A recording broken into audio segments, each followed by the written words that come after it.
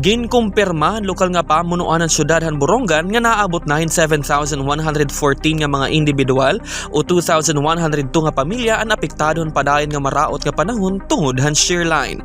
Pipira nga mga barangay labi na ang mga hirani hasalog ang mga low-lying areas ang naka-eksperyensyahin pagitaas in tubig. Base ang pinakabagong report nga ginpagawasan City Disaster Risk Reduction Management Office, 8 nga mga barangay ang apektado tungod han pagbaha, landslide ngan pagsuspender han biyahe ha dagat. Naabot hin 394 nga mga pamilya ang apektado nga ginkukumponer hin 1,279 nga mga individual ang apektado ha barangay San Gabriel. Durot inihan pagbaha ngan landslide. Samtang ang barangay Siha naman ay nakatala hin 364 nga pamilya o 1,244 nga individual nga naapektuhan gihapon han pagbaha.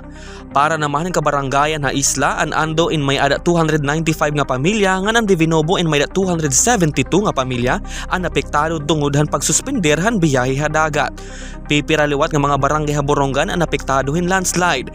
Ha barangay Binuangan maabot hin 311 nga pamilya ang apektado han landslide. Samtang 306 naman nga mga pamilya ang apektado gihapon han landslide ha barangay Pinanagan. Nga nakapagtala naman hin 114 nga pamilya ang apektado ha barangay Baras. Nga may 46 nga pamilya ha barangay Balakdas ang apektado gihapon han pagbaha.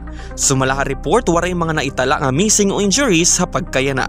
Padayon naman ang kampanyahan gobyerno ng mga disaster offices sa Eastern Samar tungod ang maraot nga panahon nga darahan shear line. Nagpagawas naman ang kamanduan nga igsuspendi ang klase nga tanan nga level, publiko man o pribado. Iniin habog sa probinsya ng Eastern Samar yana nga adlaw. Nananawagan naman ang mga otoridad ha publiko nga maging mabinantayon lagi hapon tungod ang peligrohan pagbaha ngan landslide. Tika ang Syudadhan Borongan, Julius Gilbert Malian, Eastern Samar News Service.